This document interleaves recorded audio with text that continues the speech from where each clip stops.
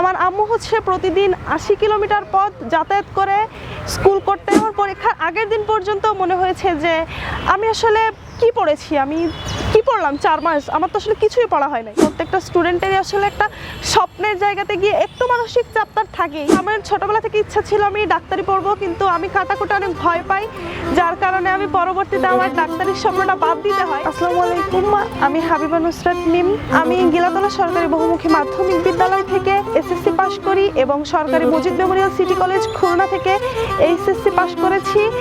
এখন ঢাকা বিশ্ববিদ্যালয় ভর্তি পরীক্ষা সেশন 2023-24-এর এ ইউনিট থেকে 14তম স্থান অধিকার করেছি, বি ইউনিট থেকে 12তম এবং সি ইউনিট থেকে 5ম স্থান অধিকার করেছি। আসলে শুরু থেকে আমি সবসময় দেখেছি আমার যারা অগ্রজ তাদের দেখেছি অনেক ভালো রেজাল্ট করতে, অনেকে চান্স পেয়েছে। তখন থেকে আমার খুব একটা ইচ্ছা জন্মিয়েছিল যে আমিও একদিন ঢাবিতে পড়বো, আমিও একদিন একটা ভালো বিশ্ববিদ্যালয়ে চান্স পাবো। এবং আমি আসলে এখানে বলতে গেলে অনুপ্রেরণা বলতে আমার মাকে বলবো, কারণ আমার আম্মু হচ্ছে প্রতিদিন 80 কিলোমিটার পথ যাতায়াত করে স্কুল করতেন এবং বাসায় এসে রান্নাবান্না, আমার পড়াধরা আমাকে সম্পূর্ণ সাহায্য করতেন। তো তার কষ্টটা আসলে আমার সবসময় একটা অনুপ্রেরণা জুগিয়েছে যে এই মানুষটার স্বপ্নটা যেন আমি পূরণ করতে পারি।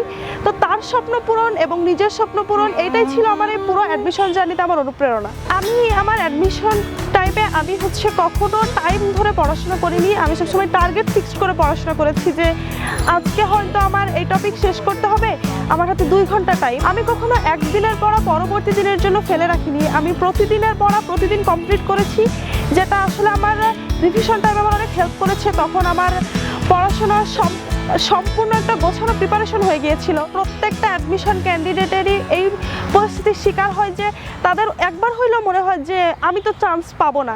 এটা আমার পরীক্ষার আগের দিন পর্যন্ত মনে হয়েছে যে আমি আসলে কি পড়েছি, আমি কি পড়লাম 4 মাস, আমার তো আসলে কিছুই পড়া হয় নাই। আমি যখন পরীক্ষা দিতে গিয়েছি তখন আমার এরকম হচ্ছে, আমার কোচিংয়ে আমি যখন পরীক্ষা দিয়েছি আমি দেখেছি আমার অনেক বন্ধুবান্ধব আমার থেকে অনেক বেশি মার্কস পেয়েছে, আমি অনেক কম পেয়েছি। তখন মনে খুব কষ্ট পাইতাম যে আসলে আমি একাডেমিকে কী করছি, আমার মনে হয় আরও অনেক পড়া উচিত। কিন্তু আমি সবসময় চেষ্টা চালিয়ে গিয়েছি যে আমার কোচিংয়ের রেজাল্ট যাই হোক, আমি যেন সর্বোপরি গিয়ে আমার অ্যাডমিশন, যখন ঢাকা ইউনিভার্সিটির অ্যাডমিশন এক্সাম দিব তখন আমি যেন আমার এক্সামটা খুব সুন্দরভাবে দিতে পারি এবং আমি যেন সেখানে ভালো ফলাফল করতে পারি। আমার সবসময় টার্গেট ছিল এটা। অনেক দেখেছি যে আমি নিজে অনেক ডিপ্রেসড হয়ে গিয়েছি যে হচ্ছে আমার বন্ধুবান্ধব ভালো করতেছে।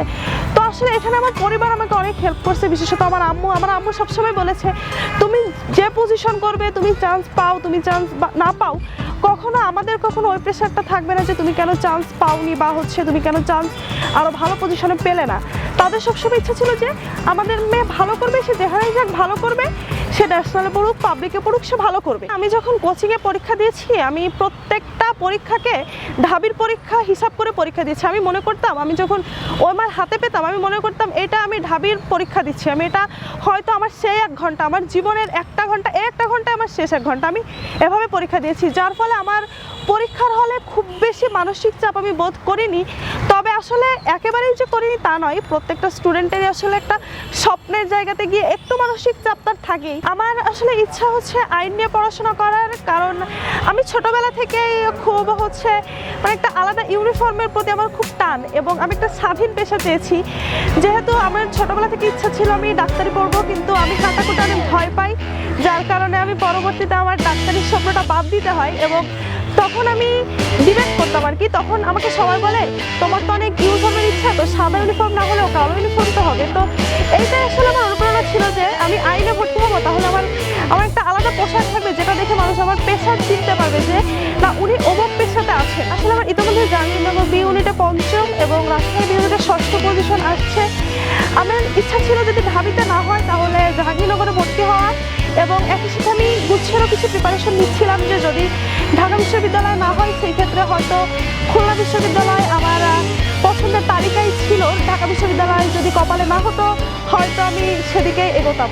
প্রত্যেকটা স্টুডেন্টের আগে থেকে প্রিপারেশন নিয়ে উচিত, তাদের মনে করা উচিত যে তারা ক্লাসে যে পরীক্ষাগুলো দেয় বা যে মডেল টেস্টগুলো দেয় সেইগুলোই ঢাবির পরীক্ষা। এইটা ধরে নিয়ে যদি আমরা আগাই তাহলে হয়তো ঢাবির ওই 1 ঘন্টা আমাদের কাছে নর্মাল একটা পরীক্ষার মতোই মনে হবে। অনেকেই আমরা ভাবি যে আমরা 4 মাস পরে অ্যাডমিশনে ভালো করব, এটা আসলে কখনো সম্ভব নয়, কারণ অ্যাডমিশনের মূল বিষয়টাই হচ্ছে আমাদের ভিত্তি। 4 মাসে কখনো একটা স্টুডেন্টের পক্ষে সম্ভব না নিজের ভিত্তি তৈরি করা। আমি নিজেকে দিয়ে নিজের এক্সপিরিয়েন্সে যতটুকু বুঝেছি, আমি প্রি অ্যাডমিশন করেছি ফার্স্ট ইয়ার থেকে। আমি ফার্স্ট ইয়ার থেকেই অনলাইনে বলেন অফলাইনে বলেন আমি বেশ কিছু জায়গায় অ্যাড হয়েছি, আমি বিভিন্ন জায়গায় পরীক্ষা দিয়েছি, আমি না পড়েও পরীক্ষা দিয়েছি দেখার জন্য। আমি হয়তো 30-এ 10-12 পেয়েছি, কিন্তু আমি আমার একটা চলমান রেখেছি যে আমি কিছু প্রতিদিন আমি আধা ঘন্টা পড়বো, আমি হয়তো 2টা বাগধারা পড়বো, কিন্তু আমি ফার্স্ট ইয়ার থেকে এটা চেষ্টা করেছি যে আমি অ্যাডমিশন আমার ভালো করতে হবে। যার ফলে আমার অ্যাডমিশনে এসে সেই চাপটা অনেকটা কমে গেছে, যে অ্যাডমিশনে আমার যে অমানসিক পরিশ্রম, সেই পরিশ্রমের পরিমাণটা অনেকটা কমেছে। যে আমার আগে যে পড়াগুলো ছিল সেগুলো আমাকে অ্যাডমিশন অনেক হেল্প করেছে আমার বেস্ট ভালো হওয়ার কারণে।